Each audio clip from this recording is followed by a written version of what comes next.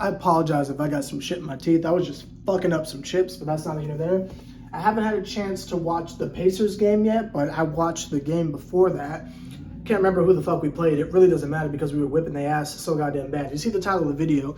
Now, perhaps when I watch this Pacer game, I'm going to feel differently about it, but just based off the game I watched before that, y'all, I got to keep it a bean with y'all. The Hawks are probably going to win a championship this year. I know that sounds crazy. I know that sounds wild, but in the fucking case that is I want to make sure that this video is out there. Because I'm telling y'all, it's fucking night and day. And this is the short version of it, and a lot of my Hawks coverage this year, I'm not going to be able to go game to game just because I have to cover the Nets. So it's just like, I'm not going to be, like, I plan on watching all the games. I'm just not going to be able to, like, make a fucking video, like, every single time they play a game. I can't do both. It's just not humanly possible for me. I'm sorry. But, something that I'm noticing, and again, a lot of videos are going to be like this over the course of the season, just like general, just like Hawk Topic video. Hawk Topic would be an amazing rebrand for this channel, but that's not even there. A like Hawks Topic type video, like think pieces instead of like game reviews, unless I just happen to be watching it and the Nets aren't playing or something like that. But anyway, so I want y'all to think back. I want you to go back in the Wayback Machine and the Time Machine real quick with me. And I want you to think back to when Phil Jackson kind of took the helm of the New York Knicks, right?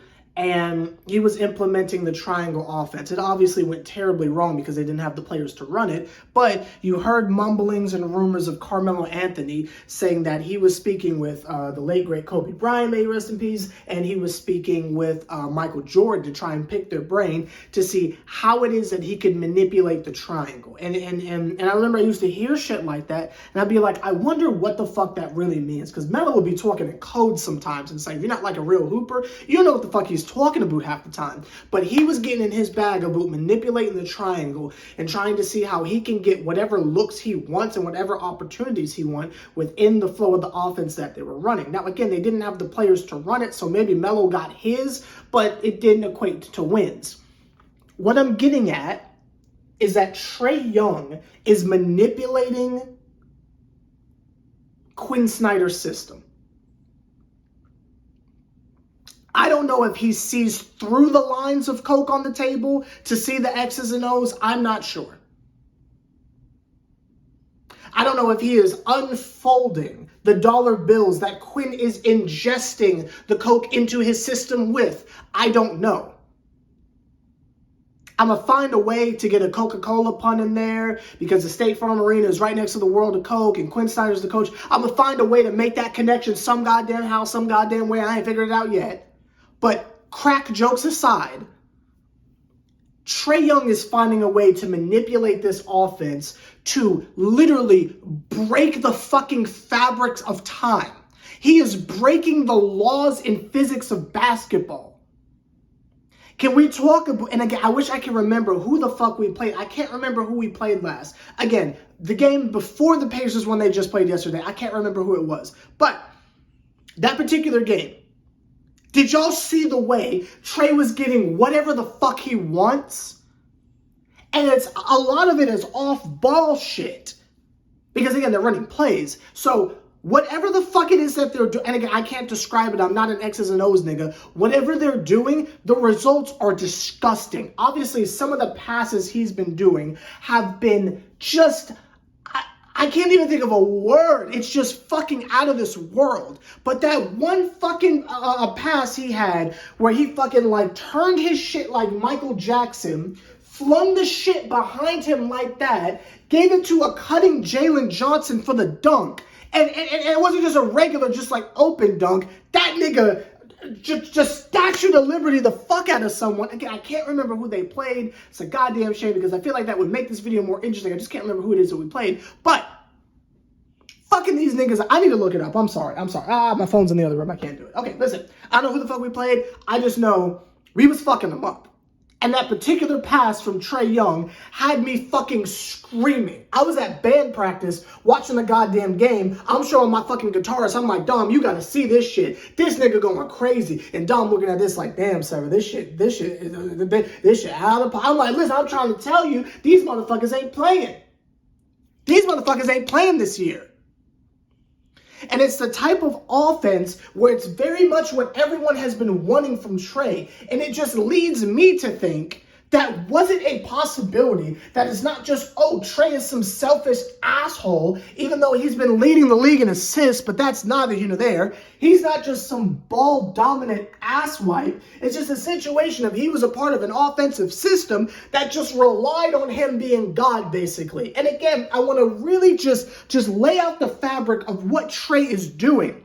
It's not one of those bullshit situations where we've said heliocentric a million times on this channel already, I'm sure, but it's not one of those heliocentric things where it's like it's one nigga and it's like the world is like revolving around them and we live and die by this one person. Quinn is out there flexing his system in front of the world, and motherfuckers need to open their eyes and realize the ultimate fucking flex Quinn is out there doing. Not only the fact that he's coaching under the influence, and I don't even see blood dripping down his nose, I'm talking about the fact that that motherfucker Quinn Snyder is out there putting out any fucking combination under the sun and getting fucking dubs. It's not fucking fair. This nigga's just rolling the dice like, motherfucker, you start. Who gives a shit? We got a fucking system. It doesn't matter who the fuck gets plugged into this little 5-person slot. They are running a fucking system. Bogey, you want to go the fuck off? Here you go. Nigga, Trae, you get bored? Go the fuck off. DeJounte, you want to go? Go the fuck off. You feel me? AJ Griffin already got the fucking power of Christ on his side as it is. Is it Griffin or Griffin? Why can I never remember his last name? You know who the fuck I'm talking about. That nigga got the power of Christ on his side, so he's already a fucking cheat code as it is. But now in this fucking system, this nigga's getting like step in, wide open fucking threes now and shit. And his cutting, oh my God. Again, I don't know fucking basketball terminology like that, so I'm probably not breaking it down in the most refreshing of ways. And I'm talking about a game that's like 4 days old, but I'm trying to let y'all know, if you're watching this shit and you're using the eye test, you know what the fuck I'm talking about. This is a completely different fucking team. And I don't know how the hell Landry Fields was able to pull this shit off, but every nigga that checks onto the court fits it perfectly. And again, it doesn't even matter who fucking plays anymore. It could be Clint. It could be fucking Bruno's ass. It could be a Conwoo. It could be that other tall nigga. It don't matter. It does not fucking matter who is out there. It could be that Kobe Buffkin motherfucker. It doesn't matter who's out there. The system is allowing for such freedom of dominance on the offensive end. It's just like, I've never seen anything like this. And to do that shit with Clint Capella out there is crazy. Like, how the fuck is he getting it done? Like, I know he had Rudy Gobert, though. He had pre-COVID Rudy Gobert. So he's already used to, damn, this nigga Quinn Snyder spitting. God damn. Well, he's snorting too, but that's not here nor there. God damn. I mean, this shit is fascinating to watch. And the most impressive thing, the thing that just has me so fucking just like, agagod, you know what I mean? Like mouth agape type shit, is the fucking fact that they're doing all this shit on offense, but then they are locked the fuck in on defense. I ain't never seen these niggas playing defense like this. And again, a lot of these motherfuckers are from last year and the year before. We got a couple of like sprinkles of new motherfuckers, but outside of John. And also, speaking of John Collins, is it safe to say that nigga has been replaced and upgraded? And y'all know how I feel about John Collins. Y'all know how I feel about John Collins. But my God, is Jalen Johnson not that guy? And y'all were trying to tell me this all last year. And I said, no, but John the Baptist, you take away the cool lobs, this nigga does everything else. This nigga does everything else. And who knows, maybe it's a chemistry thing. Maybe the motherfucker can jump out the gym like John. We ain't seen the shit yet. It is incredible how this team did absolutely nothing over the offseason and are coming back looking like this. And where is Quinn Snyder getting these red glasses? Because I want a pair. Niggas. The NBA season is upon us. Motherfuckers! Hawks basketball, meaningful Hawks basketball is upon us. Subscribers! It's about that day on time. Get your shit ready, because I was looking at the calendar my goddamn self and said, oh shit, that's next week. Get ready. Because we got a game on Friday. I might make a video on the Pacers game. I haven't decided yet. I ain't even watch it yet, so I don't know what I'm going to do with that. But I just want to let y'all know that it's almost time for this shit. And I don't want y'all motherfuckers to be surprised if we lighten our own goddamn beam. I'm serious. The type of breakout season that the Kings just fucking had, don't be surprised if we do the same goddamn thing. Because not only do we have chemistry on our side, we have a real fucking coach. And maybe I'm jumping out the window by saying this, but when I look around at the Eastern Conference, we got the best coach in the conference. Sorry, Eric Spoelstra. Oh, fuck them. Sorry, Tom Thibodeau. Fuck you. We supposed to be scared of Nick Nurse's ass? I could make a fucking daycare joke about the Bucks coach, but I feel like that's out of pocket as shit.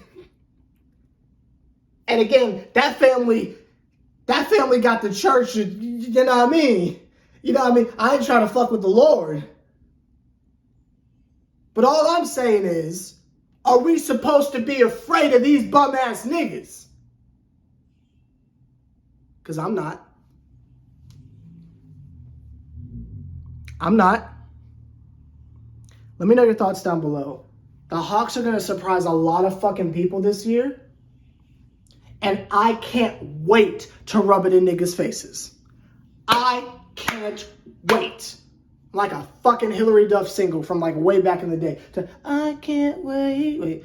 Bum, bum, bum. Yeah.